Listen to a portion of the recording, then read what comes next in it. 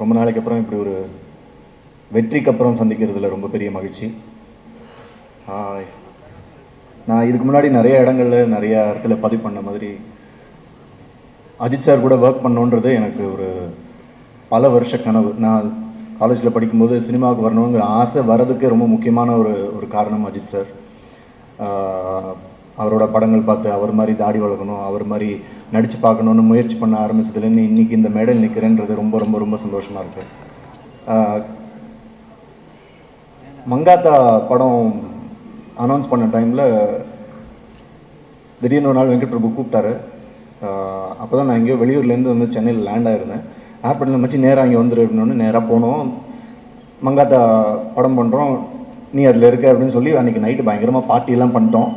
அப்புறம் என்னாச்சுன்னு தெரில, for some reason I couldn't be part of that film. அப்போதுலேருந்து ஆல்மோஸ்ட் அஜித் சாரோட ஒவ்வொரு படம் அனௌன்ஸ் பண்ணும்போதும் அதில் நான் இருக்கிற மாதிரி வந்து கை கெட்டுற தூரத்தில் வந்து அது அப்படியே காணாமல் போயிட்டே இருந்தது.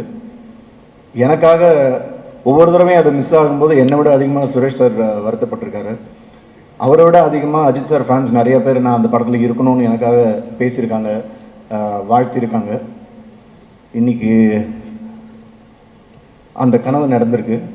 நான் ஃபஸ்ட் டைம் அஜித் சாரை இந்த படத்தோட செட்டில் மீட் பண்ணும்போது நான் அவர்கிட்ட ஒரு விஷயம் சொல்லணும்னு நினச்சி போகும்போது அவர் என்கிட்ட ஃபஸ்ட்டு சொன்னது, எத்தனை வருஷமாக தள்ளி போயிட்டுருக்குல, ஃபைனலி வி ஆர் ஒர்க்கிங் டுகெதர்னு சொல்லி ஒரு ஹக் பண்ணார்.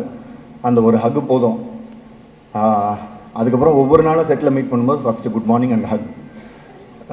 இதை விட எனக்கு செரிஷ் பண்ணுறதுக்கு வேறு எதுவுமே தேவைப்படலை, வேறு எதுவுமே பெருசு இல்லை. Adhik, thank you for this making my dream come true.